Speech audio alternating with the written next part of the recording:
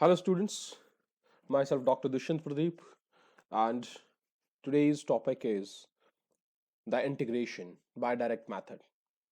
We have already discussed about the different methods to get the differential coefficients. We have done both the direct and indirect method. In direct method, we have applied certain results received from the direct method of first principle. We have used the first principle are AB initio, or we can also name it as a delta method. तो हमने अपने previous lectures में ये तीनों से हमने कुछ results derive किए और उन रिजल्ट्स को यूज किया है for getting what, for getting our direct derivation और direct differential coefficients. In today's lecture, we will discuss direct method. We are not going to apply the first principle for getting the integral or integrational coefficient. Done? So let's start with this. First of all, what is integration?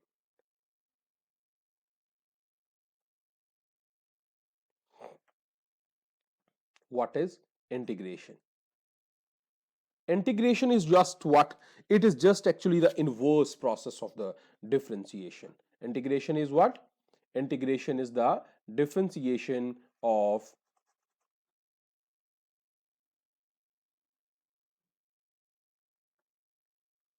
differentiation.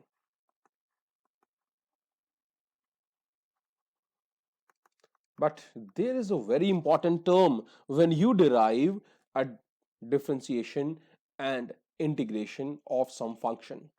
For example, you are differentiating some function y is equal to f of x. Means you are going to get the differential coefficient of this function. Then what do? We write it down like this. हम इसे ऐसा लिखते हैं क्योंकि ये जो d by d x है ये डिफरेंशियल ऑपरेटर है, फर्स्ट ऑपरेटर है. किसको लगा रहे हैं हम? y को. So it is going to be d over d x of f of x. Done. Now what should be there? Let it be, I'm going to write as f dash x. Means differentiation of f of x, I'm writing it as f dash x. Now the second thing, if it is the inverse, if integration is the inverse, the integration of f dash x, integration is represented like this. Integration of f dash x, which can even be written as integration of d over dx of f of x, that should be clearly f of x. That should be clearly f of x.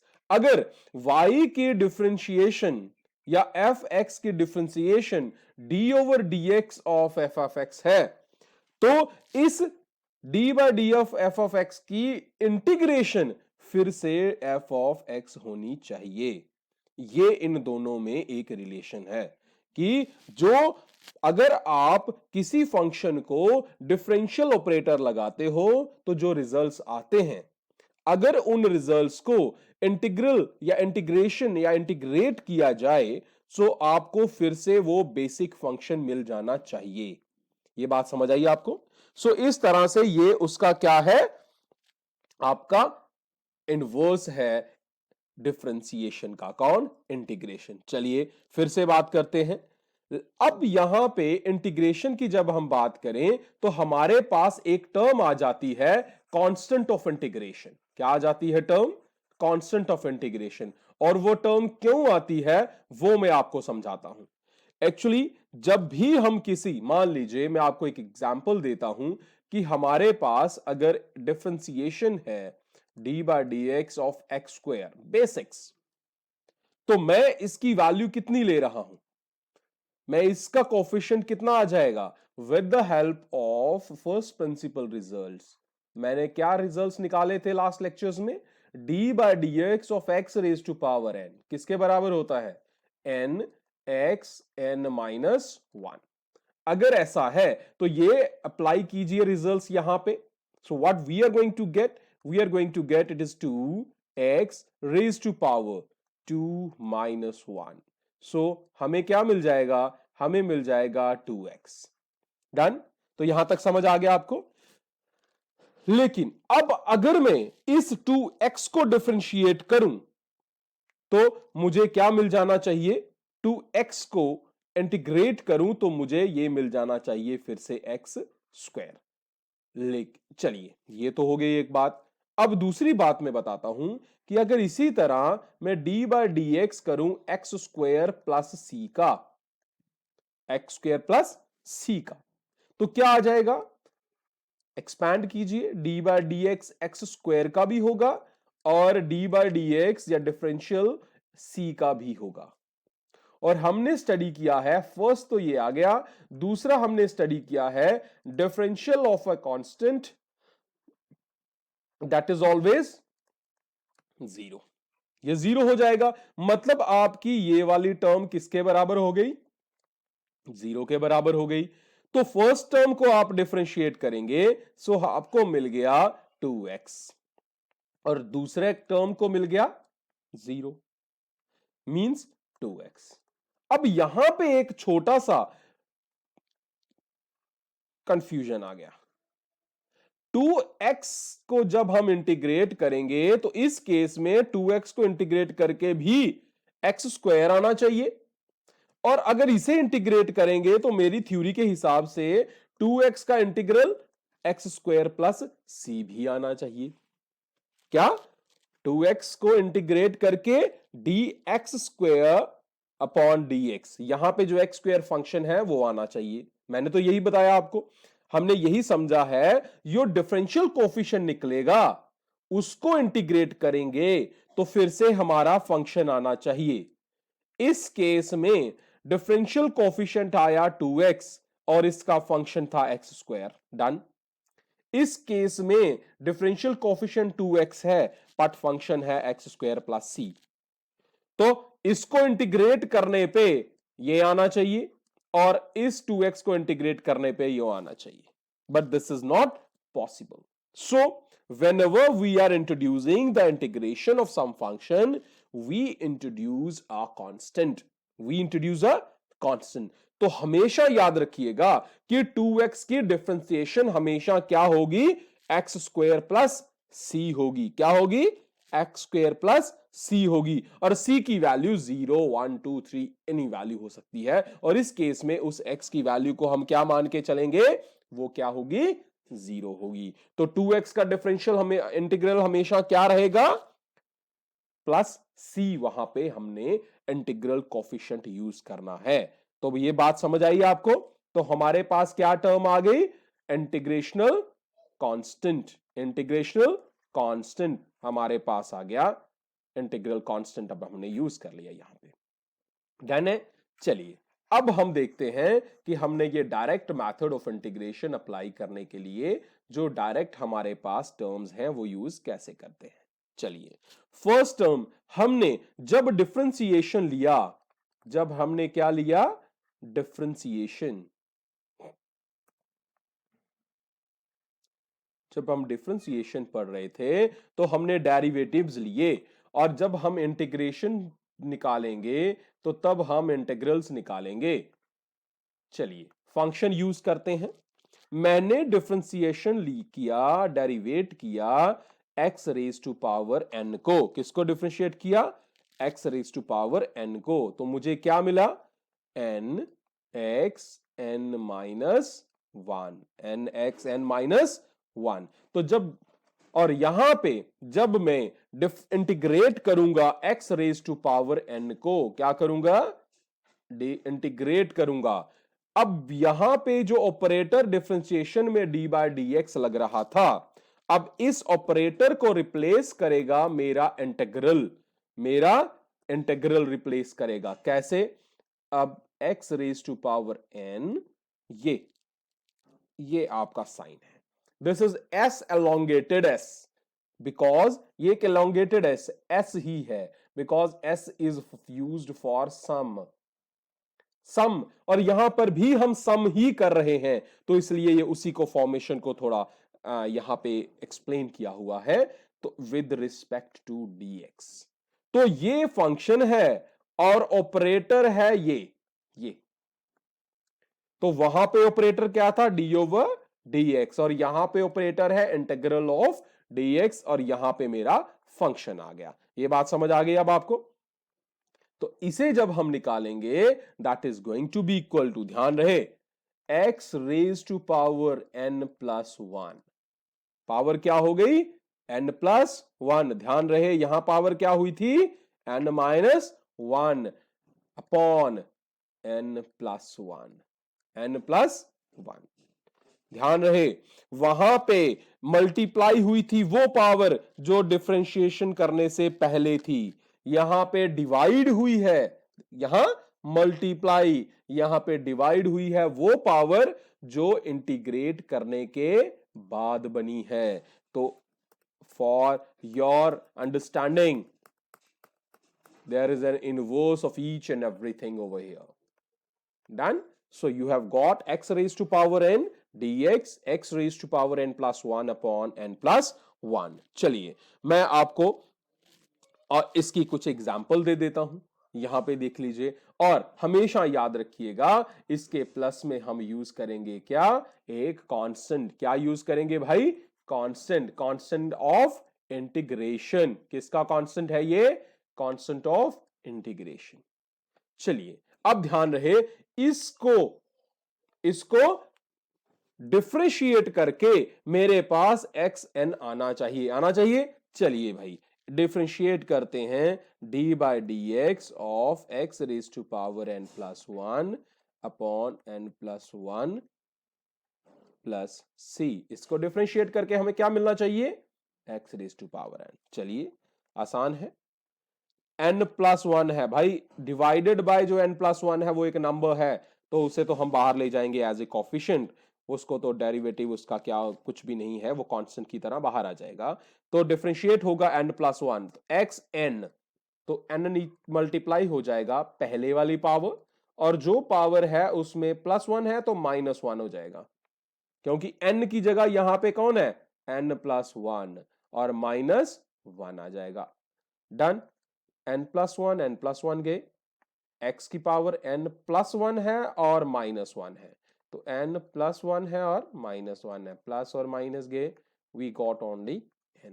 और यहां ये c वाला जो component था इसका differential क्या हो गया, जीरो हो गया। So we got x raise to power n। तो हमारा जो कंसेप्ट था कि इसका डिफरेंशियल जो होता है वो वही होता है जो उसको इंटीग्रेट करने पे आता है। डन, तो इंटीग्रेट करने पे जो रिजल्ट आता है उसे अगर हम डिफरेंशिएट करें तो हमें फिर से क्या मिल जाएगा, फंक्शन मिल जाएगा। ये बात समझ आ गई अब आपको? अब चलिए, अब मैं आपको कुछ और फंक्शंस के बारे में बताता हूं, कि जैसे हमारे पास कुछ ट्रिग्नोमेट्रिक फंक्शंस हैं। अब हम ट्रिग्नोमेट्रिक फंक्शंस को लेते हैं, जैसे हमने कुछ ट्रिग्नोमेट्रिक फंक्शंस के डेरिवेटिव्स भी या डिफरेंशियल कोफिशिएंट्स भी निकाले हैं। One of them is sine. So अगर आपने डिफरेंशियल निकाला है d by d x of sine x, क्या था हमारे पास, कॉस एक्स। डन, अब इसी का डी बाई डी एक्स की जगह आ गया integral of sine x with respect to x, that is equal to minus cos x. ध्यान रहे वहां पे डिफरेंशियल क्या था, कॉस एक्स, यहां पे क्या है, माइनस कॉस एक्स और plus c. Differential of derivative of cos x, वहां पे क्या है, माइनस साइन एक्स। डन, और यहां पे इंटीग्रल ऑफ कॉस एक्स क्या, with respect to d x is equal to plus sine x plus c. C is the constant of integration. तो ये आपके कंसेप्ट रह गए। अब आपके पास एक और e raised to power x, that is also equal to e raised to power x। Similarly यहां पे भी इसमें कोई भी प्रॉब्लम नहीं है, we got e raised to power x plus see this is all about your few of your formulas. अब अगर आपके पास कभी कॉफिशिएंट आ जाता है, चलिए डायरेक्ट मेथड के कुछ और फॉर्मूलाज में आपको डिफरेंशियल के लिए बता देता हूं जो आपको आगे यूज होंगे। चलिए मैं बता देता हूं आपको, जैसे आपके पास आ जाएगा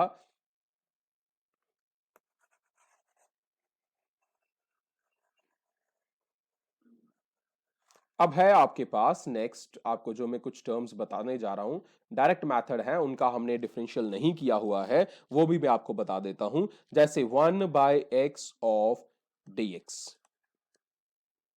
ठीक है, तो ये आपके पास वैल्यू आ गई। अब इसको जब हम इंटीग्रेट करेंगे तो ये हमें क्या दे देगा, log of ex। Means log of ex को अगर हम डिफरेंशिएट करते हैं तो वो मुझे क्या देना चाहिए, 1/x। तो ये थोड़े कुछ ऐसे फॉर्मूलाज हैं, उन्हें याद रखिएगा। आपको डायरेक्ट मेथड के लिए आपने यूज करना है इनको, so get ready for that. So जैसे और डिफरेंशियल मैं आपको कुछ और बता देता हूं, जैसे d/dx ऑफ tan x था, direct that is equal to secant square x। तो इंटीग्रल ऑफ tan या secant square x with respect to dx that is equal to tan x plus c। तो इसका जब हम इंटीग्रल करेंगे तो हमें मिलना चाहिए tan x। so these are the few cases for integration। चलिए मैं अब इन फॉर्मूलाज को जो हमने यहां स्टडी किए हैं, मैं अब आपको इन्हें अप्लाई करना सिखाता हूं कुछ एग्जांपल्स के साथ, कि अगर हमें कुछ इंटीग्रल्स, कुछ वेरिएबल्स, कुछ एक्सप्रेशंस दिए जाएं, and to get those expression and integration done, so how can we get that? Let's do it। चलिए, your question is integrate, integrate means with a direct method integrate 2x square plus 2। ये बहुत ही important है, आपको ऐसे ही लग रहा है छोटा सा, दैट इज वेरी इंपॉर्टेंट। आप ध्यान रहे, पहले वाले में वेरिएबल x है, दूसरे में वेरिएबल x नहीं है। अगर ये डिफरेंशिएशन होता तो मैं इसका डिफरेंशिएशन सीधा 0 कर देता, लेकिन यहां पे ऐसा नहीं है। कांस्टेंट की इंटीग्रेशन, ध्यान रहे, कांस्टेंट की इंटीग्रेशन 0 नहीं होती। अभी आपको समझ आ जाएगा, integration of a constant that is equal to c बाहर आ जाता है, अंदर बच गया dx and that becomes cx। तो अगर इंटीग्रेट करेंगे आप किसी भी कांस्टेंट को तो उसके साथ वेरिएबल आ जाता है, उसके साथ वेरिएबल आ जाता है। चलिए देखते हैं कैसे आता है भाई वेरिएबल हमारे पास। तो मैं इसे इंटीग्रेट करता हूं, लेट्स सॉल्व इट।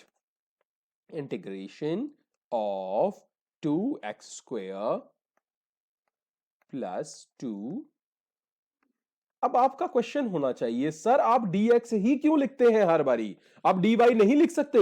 मैं लिख सकता हूं dy, अगर मुझे यहां पे y दे दो। अगर वेरिएबल y दे दो तो मैं विद रिस्पेक्ट टू y कर सकता हूं, अगर वेरिएबल z दे दो, m n p q दे दो, तो मैं उसी का d लिख लूंगा। दैट विल बी द, जो भी वेरिएबल होगा डिफरेंशियल उसी के रिस्पेक्ट में आएगा।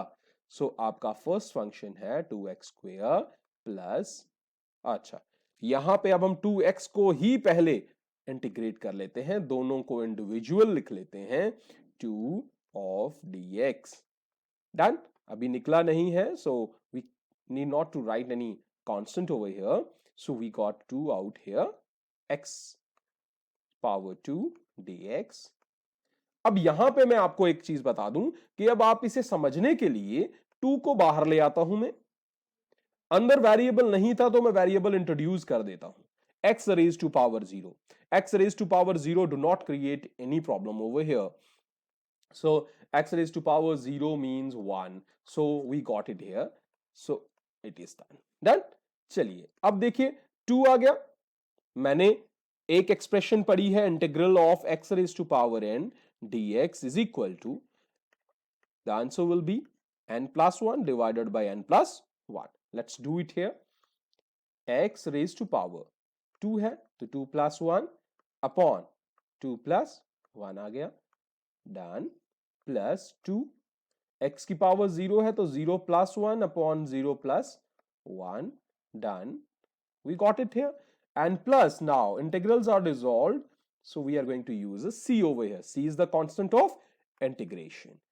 So we got what? 2 as it is, x power 3 upon 3, ये वाला 3 मैं यहां लिख रहा हूं, डन, ये आपके पास आ गया, प्लस 2, x की पावर 1 है तो upon 1, so I am going to write it down at like this.